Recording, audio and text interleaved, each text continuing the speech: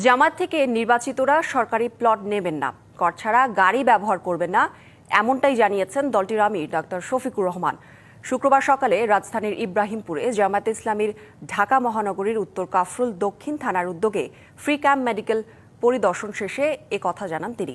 বলেন, হাঁচি কাশি হলেই যারা বিদেশে দৌড় দেন তাদের জন্য প্রতিবাদ স্বরূপ দেশে চিকিৎসা নিয়েছেন তিনি।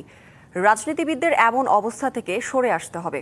আরও বলেন, শুধু স্পেশালাইজড নয়, সাধারণ হাসপাতালগুলো কেউ উন্নত করতে হবে। জামায়াত ক্ষমতায় গেলে স্বাস্থ্যসেবা সহ সমাজের যেসব জায়গায় ঘাটতি আছে সেখানে জোর দেওয়া হবে। সব পরিষেবায় বঞ্চিতরা অগ্রাধিকার পাবেন বলেও জানান ডাক্তার শফিকুর রহমান।